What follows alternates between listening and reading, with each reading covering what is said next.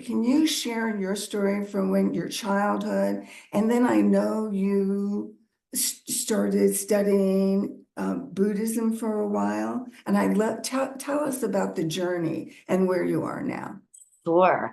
So I grew up in a very practicing traditional household. So, um, you know, kosher milk and meat, the high holidays to the max. Like, I mean, 2 week clean for Passover, switch up the dishes, like the works.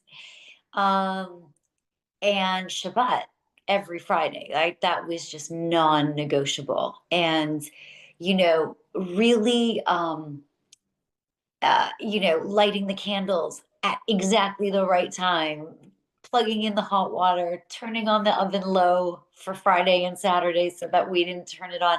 All of those things. But, and to your point, we would watch TV.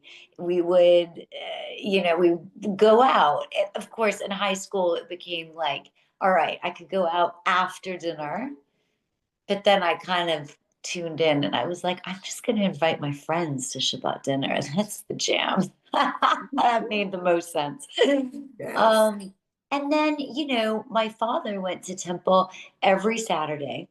And I think for him, it was a real, he loved the community.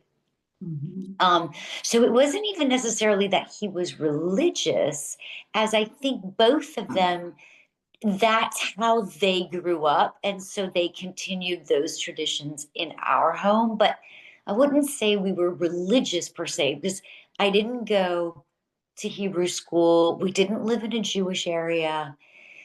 However, our temple was a Orthodox Sephardic temple, as most Sephardic temples are Orthodox. And when I was younger, I really didn't enjoy it. It was truly the source of so much grief in my life. Like, you know, it wasn't peaceful getting ready for the holidays. It wasn't peaceful. And then, like, being dragged to temple where you didn't understand anything because it was all in Hebrew.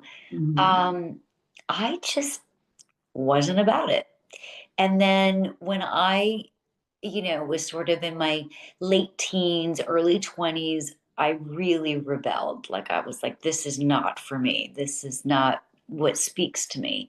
And, that was the beginning of my own personal spiritual journey Mhm. that took me everywhere. And I was very much into the healing arts, like Reiki and yoga, and then that brought me into studying Hinduism and Buddhism and you know meditation and all of the things that I still hold so close to my heart.